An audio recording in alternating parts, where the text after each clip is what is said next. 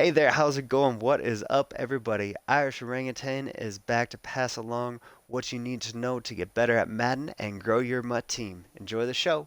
We are back today to talk about the top 10 unicorns in Mutt 20.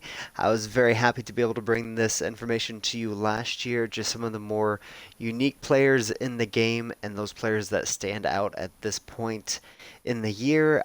With everybody being so very expensive compared to all of our coin stacks, it is kind of important to understand the players that will be the best kind of at their positions or potentially the most unique, at least at this time, going into Weekend League for that first weekend and playing seasons head to head.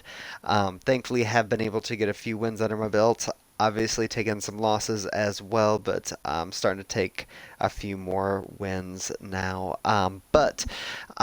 Just want to go over this with you. We will get things kicked off with Mel Blount.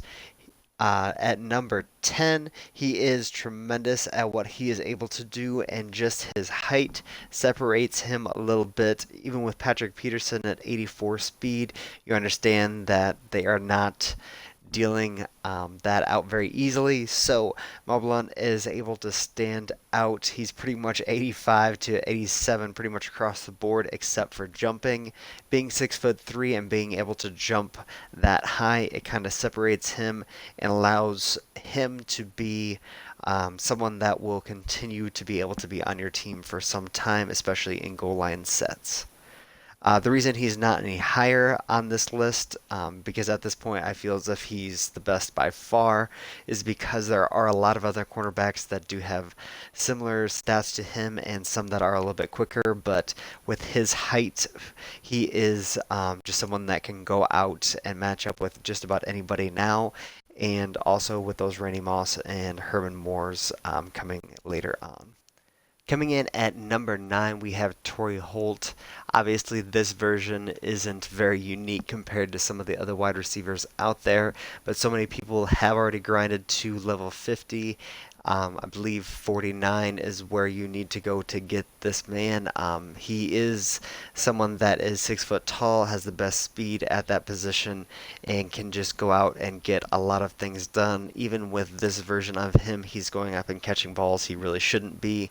Very excited to continue to grow this Torry Holt and make him one of the best versions in the game. Thankfully, this is one of those players that you can go out and get Nat. Coming in at number 8, someone that is a little bit unique for this list, being an offensive lineman, but Dan Dierdorf may be a must for some of the blitzes that you are getting off those edges.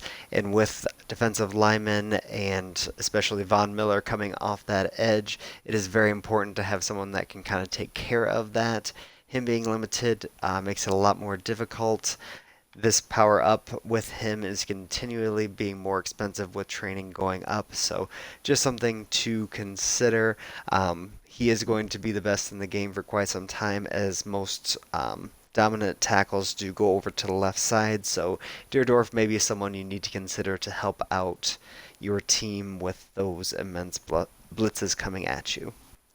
Coming in at number 7, we have Reggie White. He is the most dominant player at his position by far, excuse me. But the thing that kind of knocked him back and down this list a little bit is that Michael Strahan is out, and there are a considerable amount of people that can bring pressure from that side. But just his ability to have that block shed to help in the run game, which is very dominant at this point, and also those power moves and his ability to work with those chemistries, he can be a huge, huge help for your team.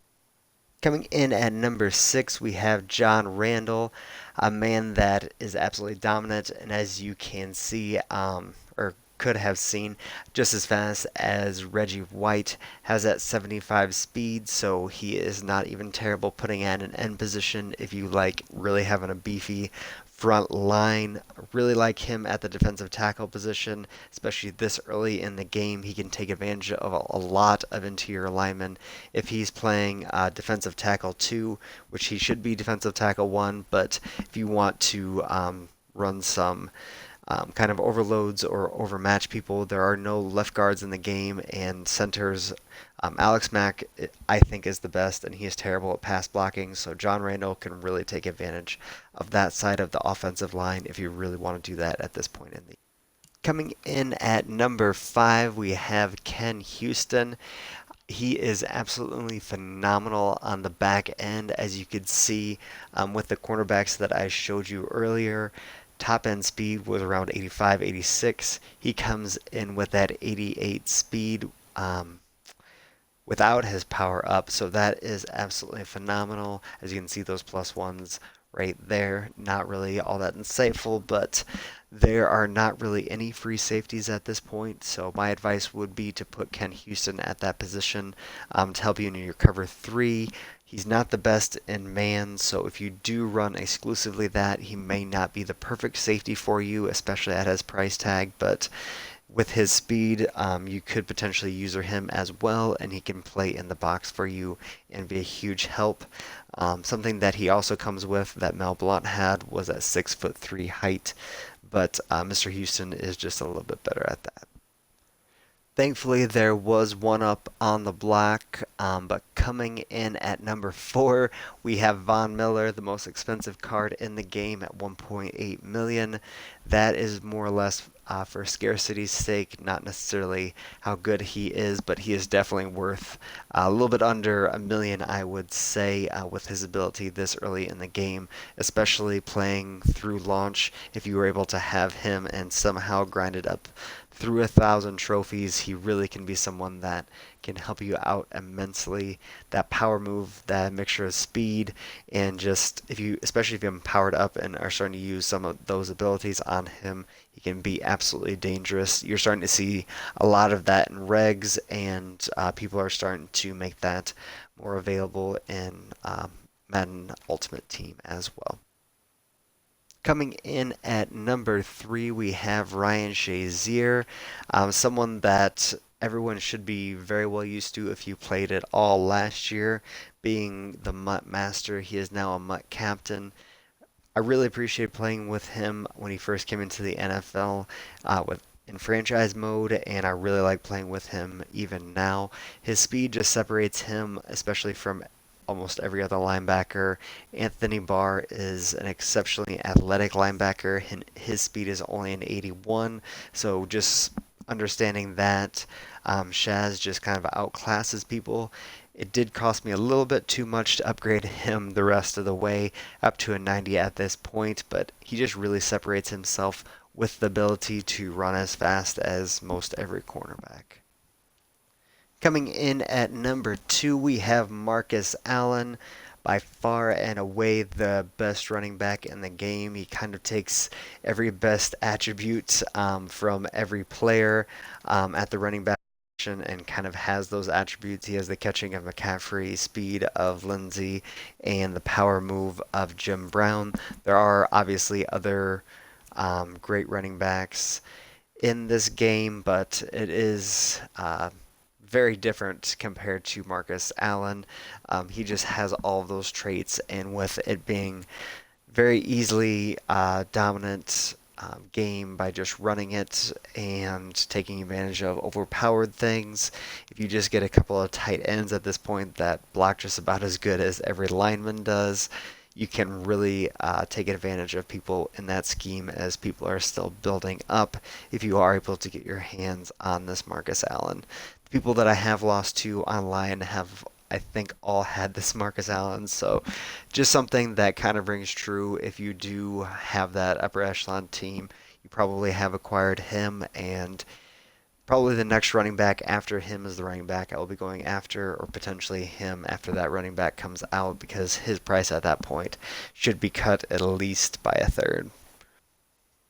Coming in at number 1, the poster boy, someone who potentially could have been in a pre-order if you got it from Walmart, evidently. But Patrick Mahomes, he is the best quarterback in the game, and just like Marcus Allen, it's not necessarily that close. Him and John Elway do give a little bit of a comparison, but just with the quarterbacks they are able to obtain at this time, and with the chemistries superstar abilities and X factor, abilities, he is just someone that is kind of a must for all of those elite teams. Baker Mayfield does a tremendous job. He can get those deep passes and is tremendous at throwing short. But you can just start to tell that he has that 78 mid accuracy, and that does matter at some extent. If the caps for the stats are all the same, Mahomes is only missing the deep accuracy, and it isn't even by that much at this point. So he can be a quarterback that you can really have for quite some time on your team. And especially with that 75 speed, you can run around a little bit as well. But that is what we have for you today. These are the top 10 players in the game at this point. Going to be doing an updated version of this in a few months. Of course, new players come in and the game changes over time, but these are the players that can really help you out the most at this point. Thank you very much for tuning in, and let me know if there are any other players that have been standing out for you. I wish you all the best and take care. Thank you for checking into the Irish Orangutan channel. Keep coming back for more Madden knowledge. There will be consistent videos up every week, so make sure to subscribe and hit the bell button to see them all. Come by Twitch to engage and hit me up on Twitter at Irish Orangutan. Take care and much love, everybody.